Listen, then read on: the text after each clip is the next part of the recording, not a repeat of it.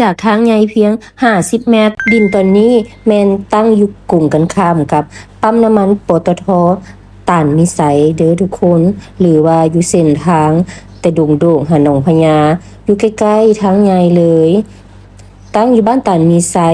เมืองไซธานีนครหลวงเวียงจันทน์ตอนนี้พวกเฮายืนอยู่ด้านหน้าของดินที่จะขายเด้อทุกคนสังเกตเห็นบ่ว่าดินตอนนี้แมนจะอยู่ใกล้ๆกันกับทางใหญ่เลยเมื่อเฮาแนมเข้าไปออกจากดินนี่นะแนมไปหาทางใหญ่จะเห็นรถกายเลยสะดวกสบายเลยทุกคนเดี๋ยวเฮาจะพามาเบิงดินกันละเอียดเด้อน้ำกันมาเลยเขตแดนของดินที่เฮาจะขายแม่นตั้งอยู่สุดกำแพงที่เห็นอยู่ด้านขวามือนี้ทุกคนอยู่ติดกันกับห้องแถว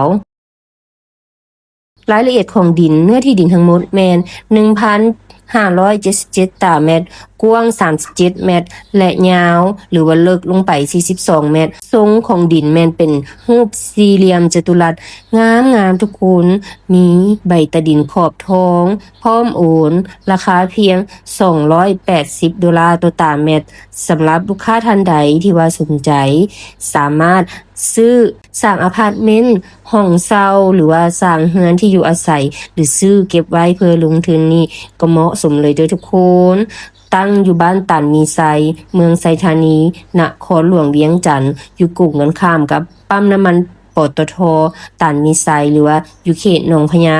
สำหรับลูกค้าท่านใดสนใจสามารถติดต่อสอบถามรายละเอียดเพิ่มเติมหรือว่านัดเข้ามาเบิ่งดินตัวจริงได้เด้อที่เบอร์ขึ้นอยู่หน้าจอเลย